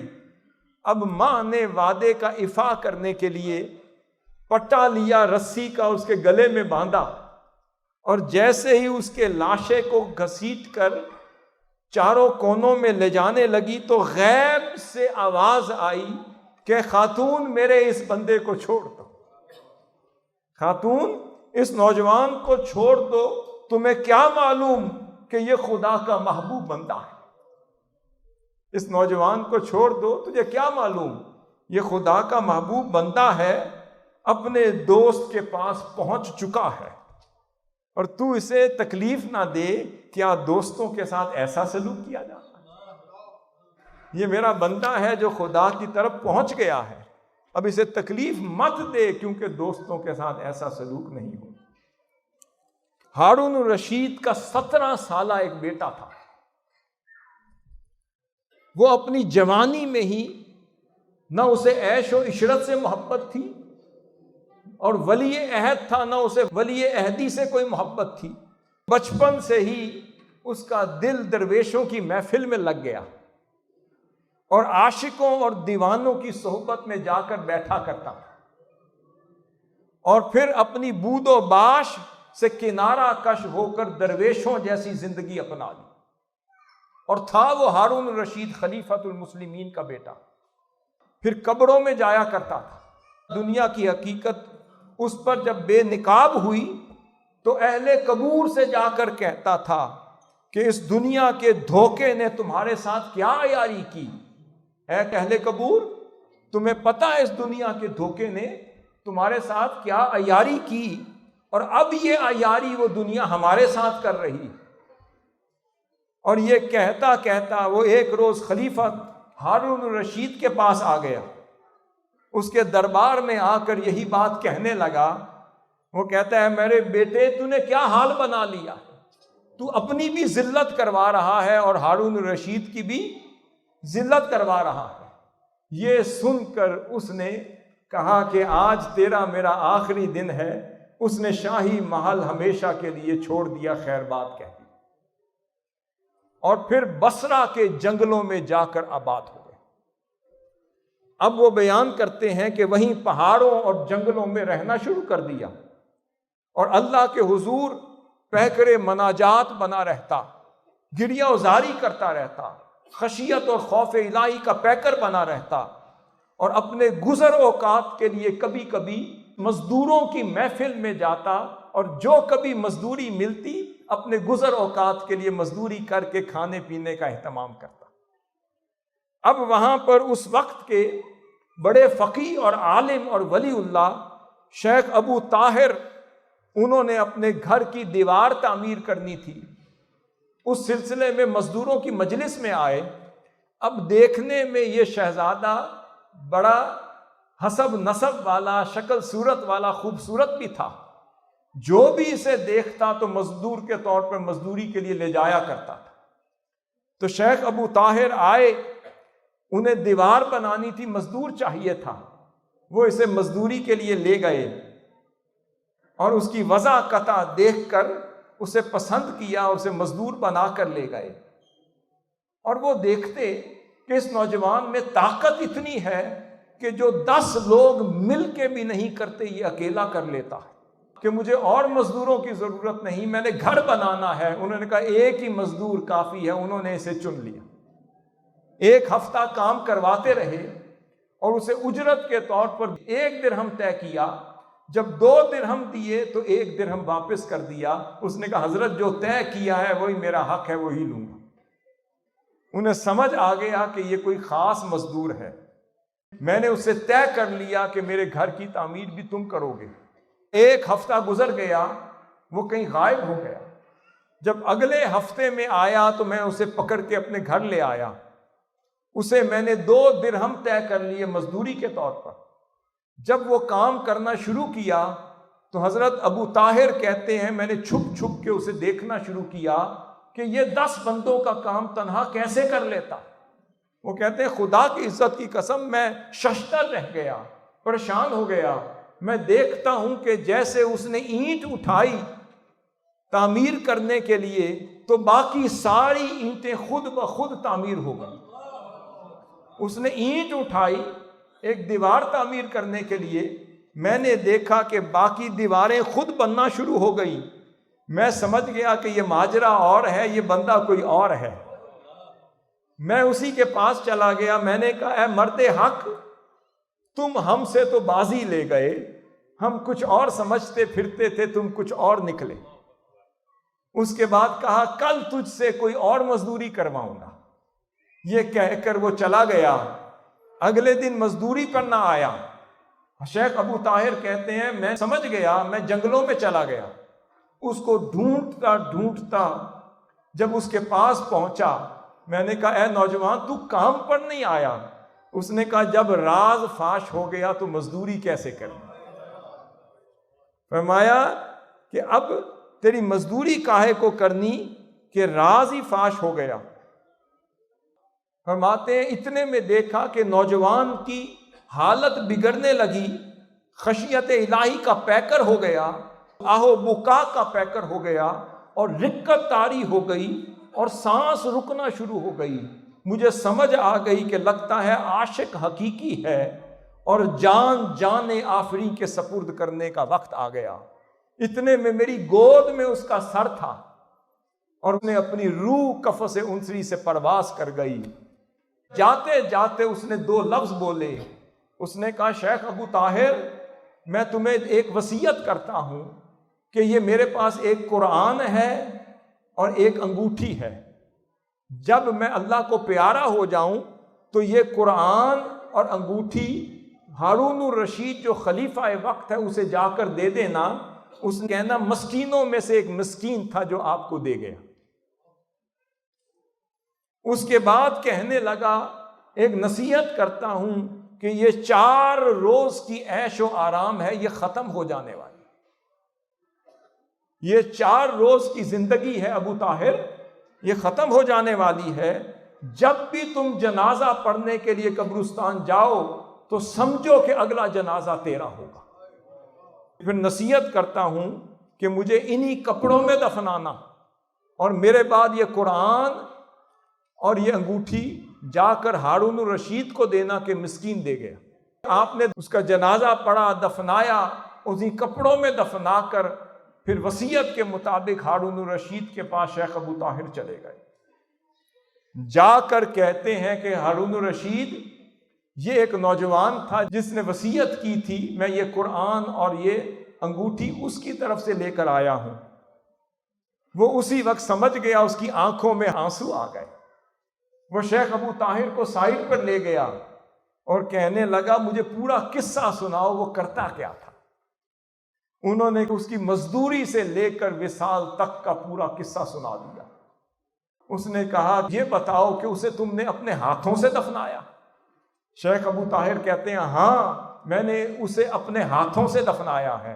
اسی وقت ہارون الرشید نے شیخ ابو طاہر کے ہاتھ پکڑ لیے، چومنا شروع کر دیا، فرمایا مجھے ابھی بصرہ لے جاؤ اس کی قبر پر۔ ہارون الرشید کہتا ہے خدا کی عزت کی قسم ابو طاہر وہ میرا بیٹا تھا جو عیش و عشرت کو اور شہانہ زندگی کو چھوڑ کر خدا کو پیارا ہو گیا، مجھے ابھی اس کی قبر پہ لے جا۔ ہارون الرشید اس شیخ ابو طاہر کے پاس اپنے شہزادے کی قبر میں گیا اور جا کے زار و قطار روتا رہا اور اس پر گر گیا، اس پر غشی طاری ہو گئی۔ رات کو سویا تو خواب میں دیکھتا ہے کہ وہ شہزادہ ایک خوبصورت تخت پر بیٹھا ہوا ہے اور جنت کا نظارہ، وہ نوجوان خوبصورت تخت پر بیٹھا ہے۔ اس سے پوچھا بیٹا تجھ پر کیا بیتی؟ اے بیٹا یہ بتا تجھ پر کیا بیتی اور کہاں رہتے ہو؟ وہ کہنے لگا ابا جان اچھا وقت گزر رہا ہے۔ کیسا وقت گزر رہا ہے؟ اچھا وقت گزر رہا ہے۔ اور کہاں رہتے ہو؟ جب سے آیا ہوں خدا نے اپنے قرب میں بٹھا کے رکھا۔ اور کیا کرتا ہے؟ فرمایا ہر روز خدا مجھے بلا کر کہتا ہے جوان میں تجھ سے راضی ہو گیا، میں تجھے اپنے قریب بٹھانا چاہتا۔ مولانا عبد الرحمن جامی فرماتے ہیں ابو نصر جعفر ایک عالم تھا، ایک بہت بڑا فقیہ تھا، تو وہ فرماتے ہیں کہ میرے روزانہ کا معمول یہ رہتا، کیونکہ عالم تھا فقیہ تھا، کہ میرے پاس لوگ اپنے مسائل لے کر آتے، ان کا حل کرنے آتے، میں روزانہ ان کے مسائل سنتا اور اپنی رائے دیتا، اس کو حل کرتا۔ وہ فرماتے اچانک دیکھتا ہوں کہ ایک نوجوان میرے دائیں طرف آ کے کھڑا ہے اور مجھے دیکھے جا رہا ہے۔ میں نے پوچھا اے نوجوان، اے بندے تیرا مسئلہ کیا ہے؟ وہ بندہ کہتا ہے کہ حضرت میرا مسئلہ یہ ہے، ایک شخص جوانی کی عمر میں وہ اپنے گدھے پر لوڈ ڈالا کرتا تھا، وزن لادا کرتا تھا، تو ایک روز وہ غصے میں آیا، اس نے لکڑیوں سے گدھے کو مارا۔ مارنے کی دیر تھی کہ وہ گدھا پیچھے مڑ کر اسے ہم کلام ہو گیا اور اسے کہنے لگا اے خواجہ یہ سخت غصہ جو مجھ مظلوم پہ تو آج نکال رہا ہے، کل قیامت کے تو کیا جواب دے گا؟ جب تجھ سے یہ حساب لیا جائے گا اس وقت تو اس کا جواب خدا کی بارگاہ میں کیا دے گا؟ کہتے ہیں کہ آج تو بچ گیا، کل خدا کی بارگاہ سے مجھ مظلوم کے حق میں تجھے کون بچائے گا؟ وہ کہتے ہیں یہ سننے کی دیر تھی، اس کی کایا بدل گئی۔ فرماتے ہیں ایسی بدلی کہ 20 سال سے وہ آہو بکا کا پیکر بنا بیٹھا ہے، وہ روتا جا رہا ہے، 20 سال سے اس کی آنکھوں سے آنسو بہ رہے ہیں۔ حضرت مسئلہ یہ ہے کہ اب آنسو نہیں، اب خون ٹپکنا شروع ہو گیا ہے، اور مسئلہ یہ ہے کہ وہ جو خون ٹپک رہا ہے اب اس کی نماز اور طہارت کا عالم کیا ہوگا؟ وہ جو خون ٹپک رہا ہے اب اس کی نماز اور طہارت کے بارے میں پوچھنا چاہتا ہوں اب کیا حکم ہے؟ آپ فرماتے ہیں جب میں نے اس کی کیفیت سنی تو مجھ پر غشی طاری ہو گئی، اس کے الفاظ کی ہیبت مجھ پر طاری ہو گئی اور خوف کا پہاڑ مجھ پر اتر گیا، میں گر گیا، غشی طاری ہو گئی، میں بے ہوش ہو گیا۔ اور ابو جعفر فرماتے ہیں مجھ کو کوئی ہوش نہ رہا، اور جب ہوش آیا تو وہ بندہ غائب ہو گیا۔ میں ڈھونڈتا ڈھونڈتا اس کے گھر پہنچا، میں نے کہا وہ بندہ کدھر ہے؟ کسی نے کہا وہ تو مر گیا ہے، اس کا جنازہ پڑا ہے۔ کہتے ہیں میں صرف اسے پوچھنے گیا کہ مجھے اس بندے کے بارے میں بتاؤ وہ کون تھا؟ خدا کی عزت کی قسم، میں نے جا کے چہرے سے پردہ ہٹایا تو وہی سائل تھا جو خود میت بن کے لیٹا ہوا۔ یہ وہی سائل تھا جو اپنا مسئلہ پوچھنے کے لیے میرے پاس آیا، بس مسئلہ پوچھ کے خدا کے حضور اپنی جان خدا کے حضور پیش کر گیا۔ حاضرین محترم، اس کے بعد حضرت حبیب اجمی فرماتے ہیں کہ میری توبہ کا عالم بھی سنے۔ فرماتے ہیں میں بصرہ میں رہتا تھا اور سود پر لوگوں کو قرض دیا کرتا تھا، اور اگر کوئی مجبور ہوتا اور وقت پر قرض ادا نہ کرتا تو میں اس کا قرض بھی لیتا اور اس کے ساتھ جرمانہ بھی لیتا اور سود بھی لیتا۔ فرماتے ایک روز میں جرمانے کے طور پر کسی سے بھیڑ کا سر لے کر آیا اور اپنی بیوی کو کہا کہ اسے پکا لو۔ جب ہنڈیا پک گئی، جب اسے کھولا تو وہاں خون ہی خون تھا۔ میری بیوی مجھ سے مخاطب ہو کر کہتی ہے، اے حبیب، تو آج تک سود کھاتا رہا اور سود کھلاتا رہا اور کنجوسی سے زندگی گزارتا رہا، کبھی تو خدا کا خوف کر۔ وہ فرماتے میری کایا بدل گئی، میں نے اسی وقت وہ عمل چھوڑ دیا اور لوگوں کو کہا کہ آؤ اور مجھ سے سود واپس لے جاؤ۔ میں نے ہر کسی کا حق اسے واپس کر دیا، قرض داروں کا قرض بھی واپس کر دیا اور سود بھی معاف کر دیا۔ فرماتے ہیں اس کے بعد توبہ کرنے کے لیے میں حضرت حسن البصری کی بارگاہ میں چلا گیا۔ فرماتے ہیں جب میں ان کی بارگاہ میں جا رہا تھا تو راستے میں کھیل کود کرتے ہوئے کئی بچے مجھے ملے جو گلی میں کھیل رہے تھے۔ جیسے ہی ان کی نگاہ مجھ پر پڑی تو ایک دوسرے سے کہنے لگے، ہٹ جاؤ، حبیب سود والا آ رہا ہے۔ میں خاموش ہو کر حضرت حسن بصری کی بارگاہ میں گیا، ان کے واسطے سے میں نے اللہ سے توبہ مانگی، اور شاید میری توبہ کا اخلاص تھا کہ جب لوٹا وہی بچے کھیل رہے تھے، اور کھیلتے ہوئے جب مجھے دیکھا تو کہنے لگے، بچوں ہٹ جاؤ، وہ حبیب توبہ والا آ رہا ہے، وہ حبیب تائب آ رہا ہے، اور احتیاط سے کہ کہیں تمہارے قدموں کی خاک اس پر پڑ گئی تو کہیں تم گناہگار نہ ہو جاؤ۔ آپ فرماتے ہیں کہ میں حضرت حسن بصری کے پاس جایا کرتا، قرآن بھی سیکھتا، تعلیم بھی لیتا، گریہ وزاری بھی کرتا، آو بکا بھی کرتا، خشیت بھی کرتا، عبادت بھی سیکھتا، ریاضت بھی سیکھتا۔ فرماتے ہیں مگر میں صحیح درستگی کے ساتھ قرآن نہ پڑھ سکتا تھا، کیونکہ میرا تلفظ درست نہ تھا، اس لیے لوگ مجھے اجمی کہتے تھے۔ ایک روز حضرت حسن بصری تشریف لائے اور اس وقت میں نماز شروع کر چکا تھا۔ فرماتے ہیں جیسے ہی میرے الفاظ سنے تو میرے تلفظ کی درستگی نہیں تھی، تو حضرت حسن بصری نے میرے پیچھے نماز پڑھنے کی بجائے علیحدہ نماز پڑھی۔ حضرت حسن بصری فرماتے ہیں اسی رات خواب میں دیکھتا ہوں کہ اللہ رب العزت نے اپنی شان کے مطابق اپنا دیدار کرایا۔ پھر میں نے کہا اے مولا، میں تیری رضا کیسے حاصل کروں؟ فرمایا حسن بصری تو کیا بات کرتا ہے، ابھی میری رضا تیرے اتنے قریب تھی، تو نے ٹھکرا دی۔ فرمایا مولا کیسے قریب تھی؟ فرمایا اگر تو میرے حبیب اجمی کے پیچھے نماز پڑھ لیتا تو میری رضا مل جاتی۔ تو نے ظاہر دیکھا تھا تو اسے ٹھکرا دیا، اگر باطن میں اس کا اخلاص دیکھتا تو اس کا ہو جاتا، اگر اس کے پیچھے نماز پڑھ لیتا تو پھر تجھے اسی وقت میری رضا بھی مل جاتی۔ حضرت عبداللہ ابن مبارک فرماتے ہیں اللہ تعالیٰ کے حضور جب تائب ہوئے تو یہ وہ وقت تھا، فرماتے ہیں کہ تائب ہونے سے پہلے میں جوانی کے عمر میں ایک خاتون سے محبت کیا کرتا تھا۔ ایک رات میں دیوار کے نیچے آ کر کھڑا ہوا اور اوپر کھڑکی سے وہ خاتون سر نکال کے مجھ سے بات کرتی رہی، اور ہم لوگ گفت و شنید میں اتنے مصروف ہو گئے کہ مجھے خبر ہی نہ رہے کہ رات گزر گئی۔ اتنی میں اللہ اکبر کی آواز بلند ہوئی۔ میں نے کہا لگتا ہے کہ عشاء کی نماز ہو گئی۔ جب میں نے غور کیا وہ عشاء نہیں، وہ تو فجر ہو چکی تھی۔ ساری رات اس عورت کے ساتھ محبت کی باتیں کرتے ہوئے گزری۔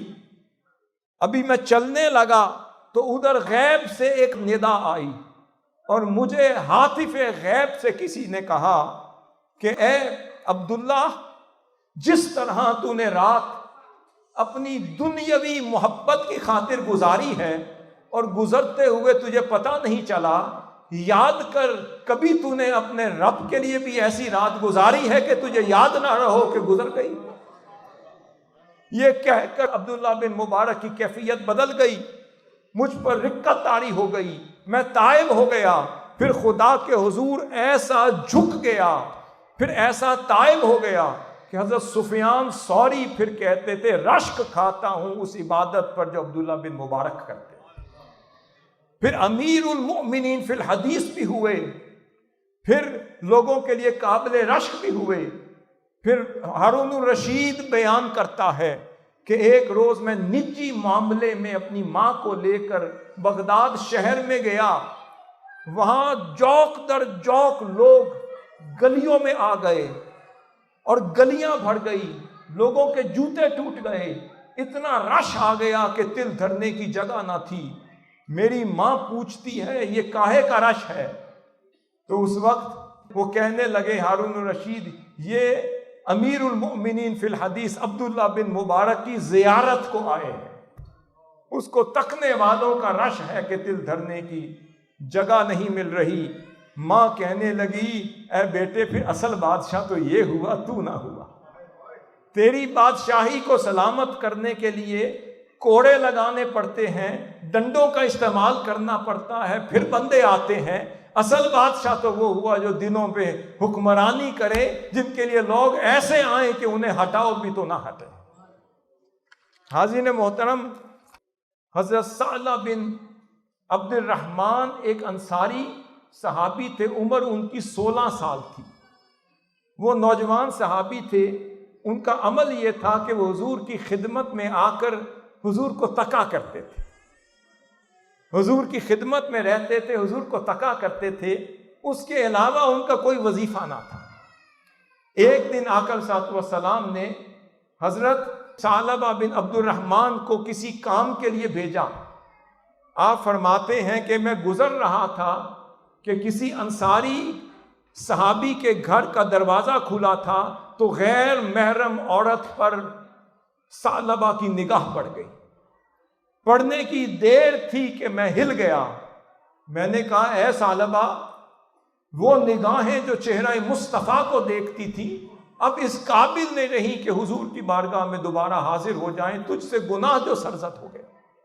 فرماتے میں نے گناہ جو دیکھ لیا، میں نے کہا کہیں اس سے پہلے کہ میرے گناہ کے بارے میں حضور کو اطلاع کر دی جائے اور حضور مجھے بلائیں اور میں شرمندگی کے ساتھ حضور کا سامنا نہ کر سکوں، حضرت ثعلبہ نے مدینہ پاک چھوڑ دی اور وہ مدینہ پاک اور مکہ کے درمیان کسی پہاڑ کی غار میں چھپ گئے۔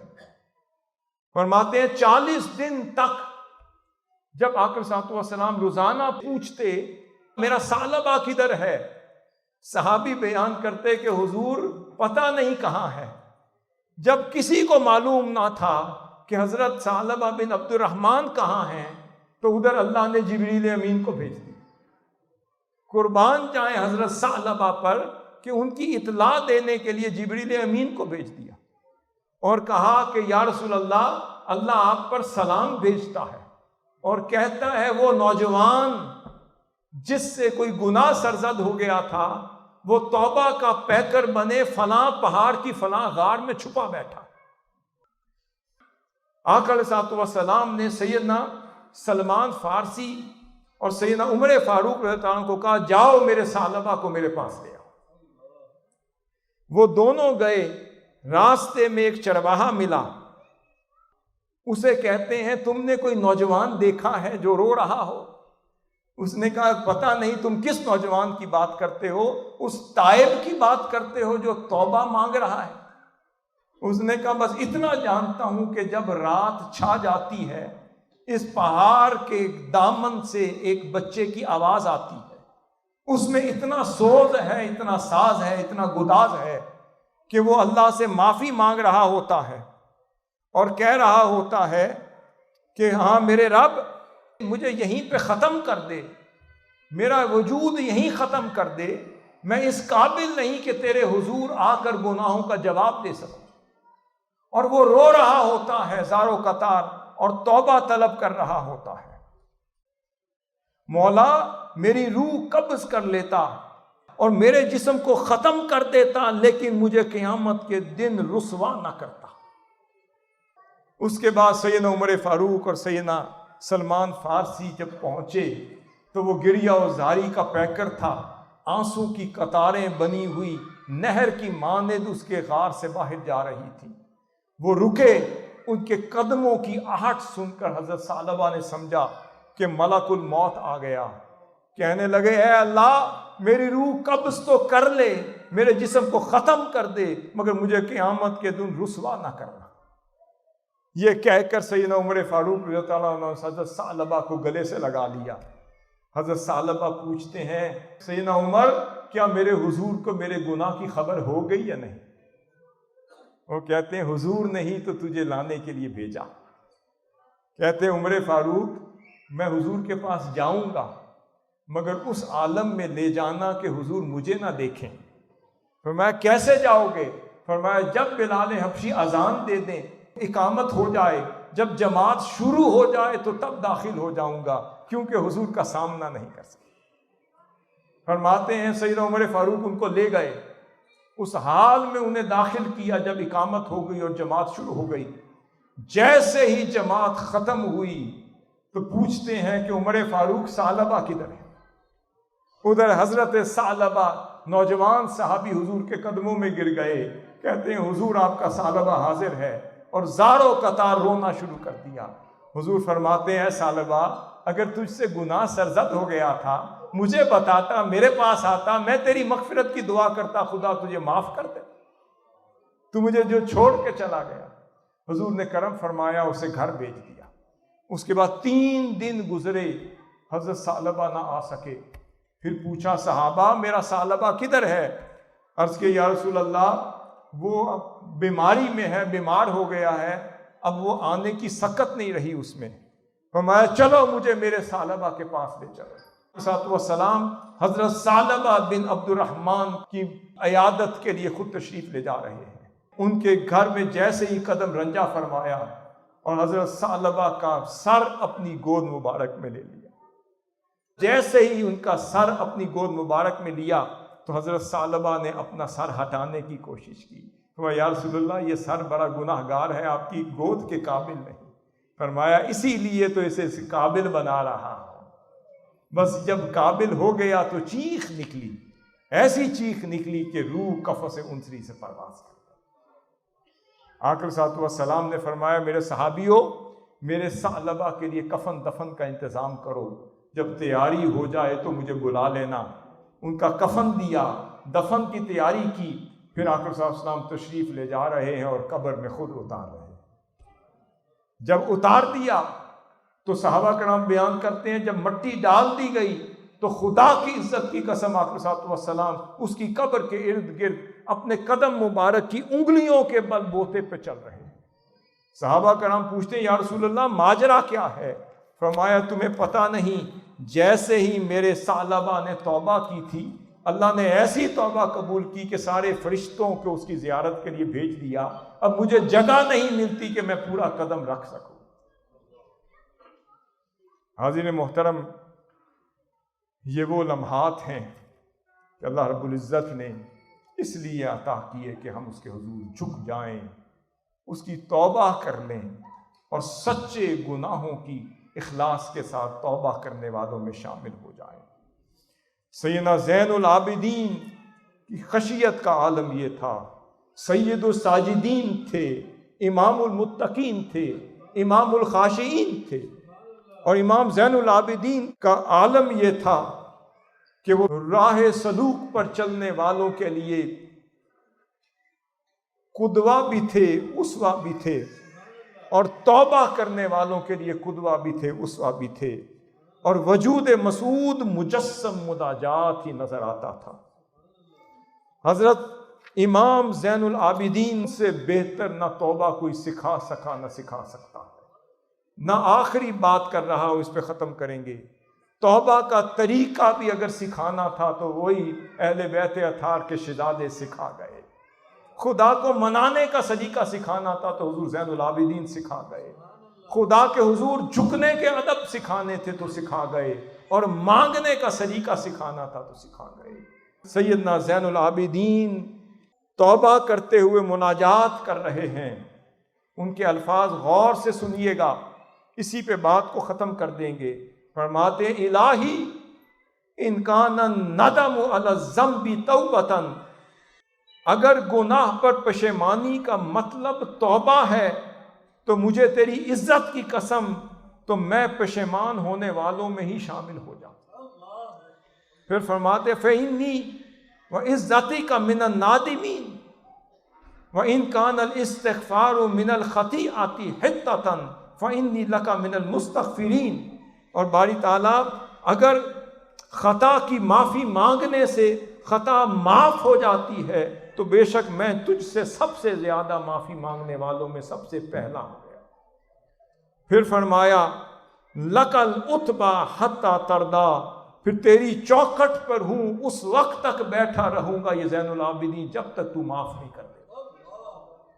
پھر حضرت زین العابدین اللہ کی بارگاہ میں پھر توبہ کے آداب سکھاتے ہیں۔ پھر فرماتے ہیں اللہم تب علی حتی لا اعصیک، مولا ایسی توبہ کی توفیق دے دے کہ جس کے بعد میں نافرمانی نہ کر سکوں۔ پھر فرماتے ہیں وَأَلْهِمْنِي الْخَيْرَ وَالْعَمَلَ بِهِ، اور پھر اس توبہ کے بعد مجھے ایسا خیر اور عمل پہ ابھار دے کہ جس کے بعد مجھے کوئی خیر نہ مل سکے۔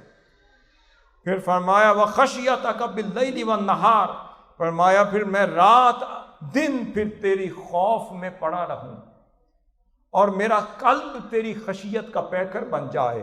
فرماتے ہیں ما ابقیتنی یا رب العالمین، تو اے جہانوں کے پالنے والے جب تک تو مجھے زندہ رکھ تو میرے دل میں اور میرے وجود میں اپنی خشیت اور خوف طاری کر دے۔ حاضر محترم پھر آخر میں فرماتے ہیں کہ الہی ربیتنی فی نعمک، اے اللہ جب میں بچہ تھا تو تو نے نعمتوں میں مجھے پالا، جب میں بچہ تھا تو تو نے نعمتوں میں مجھے پالا اور احسان کے ساتھ پالا۔ وَنَوَّحْتَ بِاسْمِی کبیرا، اور میرے نام کو تو نے بلند کر دیا۔ فَيَا مَنْ رَبَّانِي فِي الدُّنْيَا بِإِحْسَانِهِ وَتَفَضُّلِهِ وَنِعْمِهِ أَشَارَ لِي فِي الْآخِرَةِ إِلَىٰ عَفْوِهِ وَكَرَمِهِ، فرمایا جس طرح تو نے مجھے دنیا میں اپنے کرم، اپنے لطف، اپنے عطا سے پالا ہے اور بچپن سے پالتا رہا ہے، بائی تعالیٰ آخرت میں بھی مجھ پر عفو و درگزر کا اشارہ کر دے۔ جس طرح دنیا میں تو نے اپنے کرم کے چھتری تلے رکھا ہے تو زین العابدین کو آخرت میں بھی اپنی مغفرت کی چھتری تلے رکھ۔ بائی تعالیٰ ہمیں اس قابل کر دے تیرے مقربین، تیرے تائبین، تیرے عابدین، تیرے ساجدین کے اسلوب کو اپنانے والے بن جائیں، ان کی صفات کو اپنانے والے بن جائیں، تیرے گریہ و زاری والوں کی صفات کو اپنانے والے بن جائیں، اور اس رات تیرے حضور حاضر ہو کے تجھے منانے والے بن جائیں۔ وما علینا الا البلاغ المبین۔